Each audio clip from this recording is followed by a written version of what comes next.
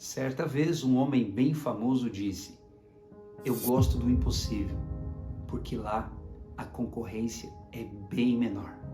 O nome dele? Walt Disney. Walt Disney era um jovem desenhista, um homem, um menino cheio de sonhos. E ele tinha o sonho de se tornar um desenhista conhecido. Ele queria desenhar para o jornal da sua cidade e, anos mais tarde, ele conseguiu ser desenhista de um jornal em outra cidade.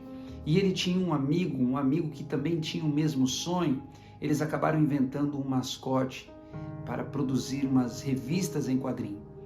Mas, no dia da reunião, Walt se atrasou. O amigo foi na frente e vendeu a ideia a uma editora, mas ele vendeu sem a participação de Walt Disney. E ao saber disso, Walt ficou muito decepcionado. Tentou entrar em contato com o amigo, tentou rever essa situação, mas agora não havia nada que pudesse ser feito.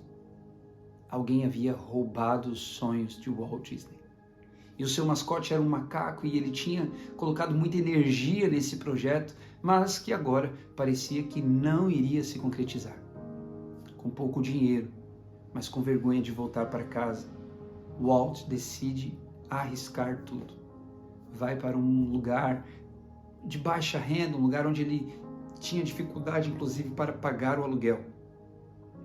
E foi ali, naquele quarto, onde ratos vinham comer na mesa, ratos entravam pelo seu quarto o tempo todo, que Walt Disney desenhou o primeiro rabisco do que viria a se tornar o Mickey Mouse.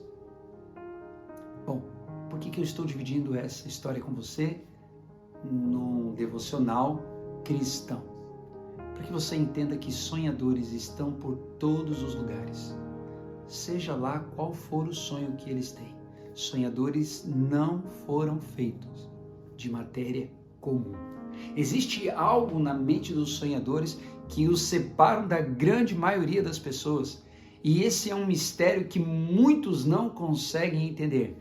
Como pode um homem que nasceu aqui, nessa comunidade, nessa cidadezinha, de repente vira um campeão olímpico?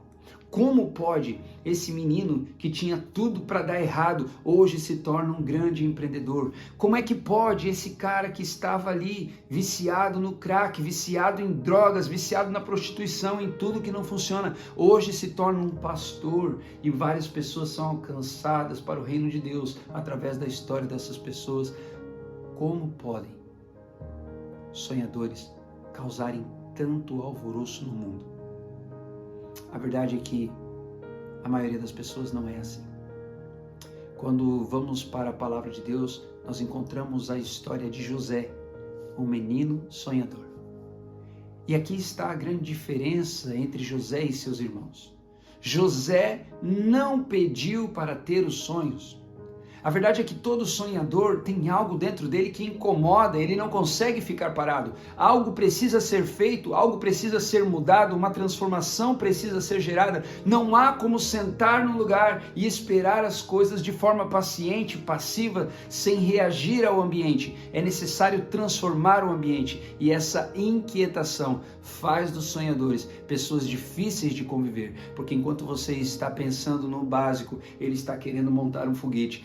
Enquanto você está pensando no básico, ele quer se tornar um jogador profissional. Enquanto você está pensando no básico, ele quer se tornar o primeiro cientista a descobrir a cura de uma doença. Enquanto você está pensando no básico, ele quer fazer uma vacina para curar doenças específicas. Ou seja, não há como parar um sonhador. E a vida dos sonhadores continua ecoando mesmo após a sua morte. Quando os irmãos de José jogaram José dentro daquela cisterna, eles imaginaram que estavam sepultando também os sonhos de José. Mais do que isso, ao venderem José como escravo para os midianitas, eles estavam humilhando aquele sonhador. Mal sabiam eles que eles estavam colaborando para que todos os sonhos de José se transformassem em realidade.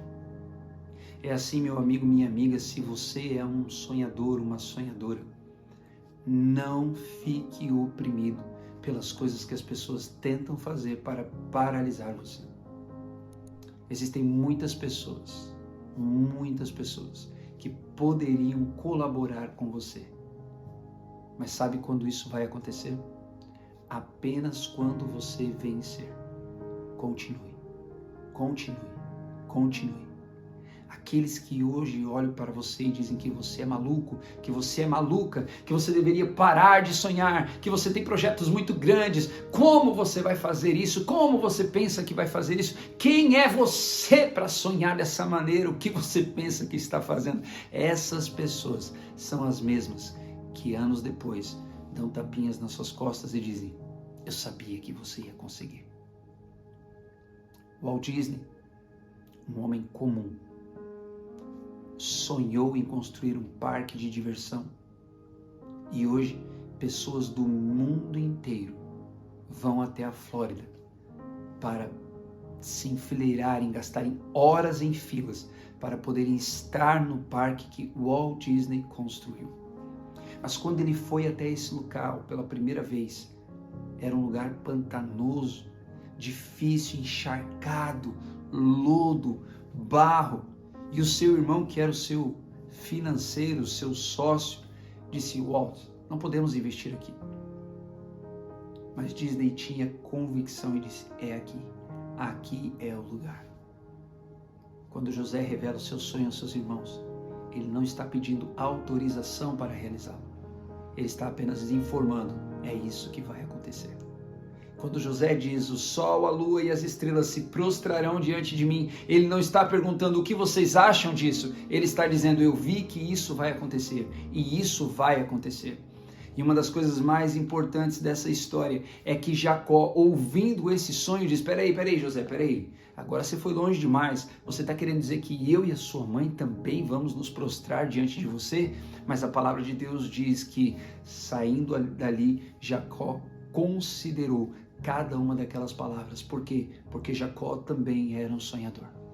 Jacó também, ao fugir do seu irmão Esaú, dorme no deserto, fazendo de uma pedra o seu travesseiro, e tem um sonho, e ele vê a escada descendo do céu até a terra, aonde os anjos do Senhor desciam e subiam por ela, e chamou aquele lugar de Betel. Jacó também era um sonhador. Apenas sonhadores entendem sonhadores. Sabe como você deve escolher as pessoas para estar ao seu lado? Eu tenho um teste que eu faço. Hoje, conversando com uma amiga, uma parceira, uma pessoa incrível, eu costumo dizer que ela é a gerente do Itajaí Coral, a Anne, que tem me ajudado muito mesmo. Eu falei para ela: Anne, sabe como é que eu filtro as pessoas para andarem comigo? Eu costumo dizer o seguinte: ei, eu quero construir um foguete, e fico quieto. Imediatamente a pessoa reage. E algumas pessoas dizem: construir um foguete, olha, tá achando que é o Elon Musk. Você sabe como é que constrói um foguete? Cara, vai muito dinheiro para construir um foguete. Não é assim. Tu pensa que, se fosse fácil construir um foguete, já não tinham construído foguete no Brasil? E a NASA vai deixar você construir foguete? Tá. Eu ouço, fico calado e me retiro. E eu procuro outras pessoas e digo a mesma história. Digo: olha, eu quero construir um foguete. E eu estou buscando aquele que diz assim: peraí, se você vai construir um foguete, talvez você precise de um galpão. Eu conheço alguém que tem um galpão. Peraí, eu vou ligar para meu tio ver se ele tem aquele galpão lá ainda. Essas pessoas não fazem ideia de como se constrói um foguete, mas elas querem colaborar para que o projeto aconteça. É com essas pessoas que eu conto. É com essas pessoas que você também deveria contar. Não limite os teus sonhos às pessoas que ouvem falar deles. Eu quero fazer uma encenação aqui para você entender um pouquinho melhor. Existem 3 animais que Deus criou. Um é a minhoca, a outra é a galinha e a outra é a águia.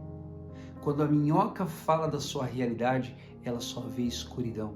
Ela só vê terra, ela só vê abismo. Ela diz: não, peraí, como assim? Nuvens? Voar acima das nuvens? Não tem como. Não sou pessimista, eu sou realista. E é verdade, a minhoca é realista, mas ela fala apenas da sua realidade. Quando a galinha fala da sua realidade, ela diz, não, peraí, voar acima das nuvens? Isso é um absurdo, não tem como, porque a galinha passa uma vida inteira olhando para o chão, ciscando o chão, inclusive tentando atacar a minhoca. Mas quando a águia fala da sua realidade, ela fala, o céu é o limite. Não, mas e quando chove? Quando chove eu vou acima das nuvens. Quando chove eu atravesso as nuvens, eu atravesso os raios e trovões, eu vou acima das nuvens, aonde o sol brilha mais alto. Essa é a realidade da águia. Muitas pessoas querem paralisar você, dizendo que são realistas, quando na verdade elas são pessimistas. Ou, quando muito, falam de uma realidade muito diferente da sua, aonde nada acontece. Não há como parar os sonhadores, porque quem planta os sonhos em nós é o próprio Deus. A palavra de Deus diz que é Ele quem opera em nós, tanto o querer quanto o efetuar. Esse devocional é para você, sonhador, sonhadora. Não pare de sonhar, porque alguém do seu lado não apoia o seu sonho.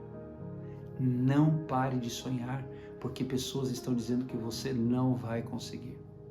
Essas mesmas pessoas são aquelas que vão dizer, eu sempre acreditei em você. Seja obstinado. Sonhe os sonhos que Deus tem para você. E mais do que isso, se Deus colocou esse sonho no teu coração, é porque Ele tem intenção de realizar. Vá em frente e que Deus seja contigo.